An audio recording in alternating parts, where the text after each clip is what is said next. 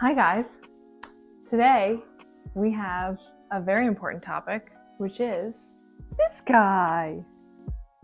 I am going to be talking about my first 3 months having a puppy, living in New York City, what it's been like, what I've learned. This is Ralph. He is a 4-month-old Pembroke Welsh corgi. He loves the couch, so this is really fun for him. He's gonna make a little bed here. Gotta get comfy. And he is the cutest thing in the entire world. He's definitely gonna fall asleep in the next 10 seconds. But yeah, we got Ralph at the end of October when he was 8 weeks old from a breeder in the Hudson Valley. It was great. I feel like as a whole, it's been pretty easy. It's a ton of fun, which I knew it was going to be. But yeah, I mean, he's really well behaved for a puppy, or so I've heard. He did great. I mean, from the first night we brought him home, we had, a pen set up, pee pads everywhere, because puppies just pee all the time. And he was really well behaved. He was litter trained from the breeder, which basically, like a cat, he went to the bathroom in this little tray of these grass pellets. That was her recommendation because it smells like outside. So we just kept doing that and everything. And that brings me to my biggest discovery having a puppy in New York, which is you cannot bring them outside to go to the bathroom until they've had all of their shots. So that's the normal amount of puppy shots, in addition to the special New York City vaccines for rat urine and a pigeon thing, I think. There's special disease here, which I should have known that. But weirdly, no one who I've talked to about raising a dog here has ever mentioned that. So when I discovered that, a couple weeks before we got him, I asked people, I'm like, so you just didn't take your dog outside at all to go to the bathroom? That seems like a big deal. I feel like nobody told me this, seems important. But anyways, that's why we decided to keep with the litter training, because peeing on pee pads is just it's a lot of pads. And he was already used to the litter box. So we're let's just stick with that. So night one, we are geared up for hell. Everything we've heard about, bringing a puppy home for the first time. I have some memories of my childhood dogs, and Peter too, of just constant barking, screaming, crying. Just, new environment, being scared. They don't really sleep through the night right away. You just have to go to the bathroom. So we're okay, we're gonna put him in his crate, which already is a big thing. It's hard to train a dog usually. And we're just gonna put him in our bedroom, go to sleep, and just see what happens. But kind of prepared to wake up at 2 to let him out or whatever. I woke up at 7 a.m. to just absolute silence. And I thought to myself oh my God, is he dead? And I go over and he's just sitting there looking at me. Don't know when he woke up, how long he slept, but was, chilling. And I woke Peter up. I'm like, what the hell? That was crazy. He slept through the whole night. And he's 8 weeks old. That's nuts. Okay, whatever, cool. Maybe he was in such shock that he just, didn't know what to do. Then the next night, same thing happens. And the next night, the same thing happens. And we're oh my God, is he just the greatest sleeper in the universe? This is unheard of for a puppy. And then we just kind of, experimented with bringing his crate out further from the bedroom. And by the end of the first week, we had his crate in the living room the whole night by himself, no sound whatsoever. That is not normal for a puppy, like I said. So we're still kind of in shock at how well he sleeps. But what we've learned basically over the past 3 months is he's just a super chill guy, which is awesome. He's not really fazed by much, and he's just really calm. I don't know if that's just an external thing or internal as well, but he's just a chill little guy. The vet cost is okay. I mean, we expected it to be kind of expensive living here with a puppy, having to go pretty frequently for shots. So with that in mind, it's doable. It's okay.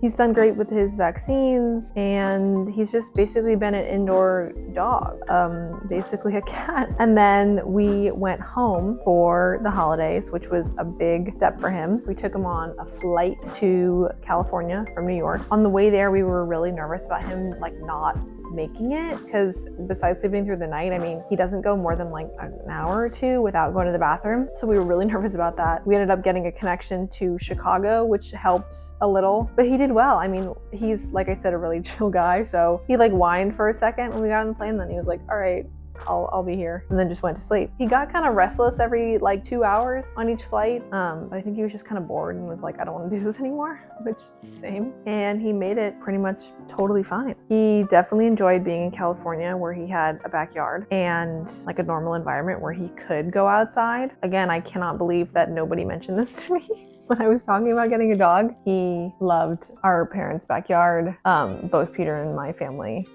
were in California. Everyone got to meet Ralph, which was super fun, and he just had a ball. Peter's dog, Penny, she's an Australian Shepherd, she's 3, and Ralph became best friends. It was so cute. They would play for hours and just like wrestle and chase each other around and fight over socks, which are Penny's like favorite things ever. That was the first time that he started going to the bathroom outside, which was good practice for when we came back here. Although he still cannot go to the bathroom outside because we had one last round of shots, which he got today. So starting this weekend, we can take him on short walks. I'm very excited. He's gonna get to go to the park and sniff the lovely smell of New York all over the ground. Still can't like take him in any like suspicious puddles, but I think that goes without saying. But yeah, I mean, we're almost to the end of this indoor dog journey, but he's done really well, which is great. We still have a good amount of grass pellets, so I'll be looking to offload those onto the nearest rabbit owner. We'll see. I'm also really excited to take him into the office because I work in a dog-friendly office, and my coworker has a French Bulldog who is just a gem to hang out with all day. It's just so much fun for everyone, and I think them too. They get to see other dogs. I think he'll do great, but I'm really excited about that. I think he's gonna love it. He does great on the subway too. He has been going on that for a while. I should clarify, he can go outside, he cannot touch the ground. So we've been carrying him around in a sling, which I think he likes. It's definitely fun for him to smell, which I've heard is good for just like their mental stimulation, that like stimulates activity. So we've been, trying to expose him to like loud noises and cars and lots of people. We brought him out on Halloween on like really crowded streets. So we were like, exposure therapy. This is the city, deal with it. And he dealt quite well. He's non-reactive, I have to say. He will hear people in the hallway, and he does not like that. So he barks a little bit there, but on the whole, mellow. On the travel front, I don't know how much longer we'll be able to fly with him. He is supposed to be quite large. His parents were 37 and 34 pounds, which is pretty big for a corgi. Corgis are like 20 to 30 pounds, usually like maybe low 30s. So 37 is a huge corgi. He was 12 pounds today, and he's just over 4 months. So we're thinking like he can't triple. Like we're really hoping that he's just like a little more than twice that. Airlines don't let you fly with a large dog. I mean, the requirements say like under 20 pounds, but I've heard from a lot of people that can be like fudged quite a bit. And corgis are like deceiving in their size because they're so low to the ground. They can kind of like, in a little carrier. I'm hoping that we will still be able to fly with him once he's an adult, because I would love to take him back to California in the summer. He has never gone swimming or anything like that, so I think that would be so much fun for him. And I want him to like water. Peter and I like to paddleboard and kayak when we go to Tahoe, and it'd be so much fun if he could come like a corgi on a paddleboard. Yeah, we'll see if we get him there. I hope to do an update on this probably in another few months to talk about, how potty training's going and his next chapter, which involves the outdoors. I think I'll probably learn a lot there. And we can also check in on his size. I can't wait to see what he's like as an adult. I think he's gonna be so cute. But yeah, that's how everything's been going so far. On the whole, amazing. If you're thinking about getting a dog and you live in the city, I would highly recommend it. If you have the space, if your apartment allows dogs, all the good things, then yeah, I would recommend it. He is a joy, a gem. So yeah. Dude, me too. What the? Back to sleep. So yeah, if you want to see more of Ralph, be sure to stick around. I'm sure he'll be popping up more in the future. Stay tuned, and thanks for watching.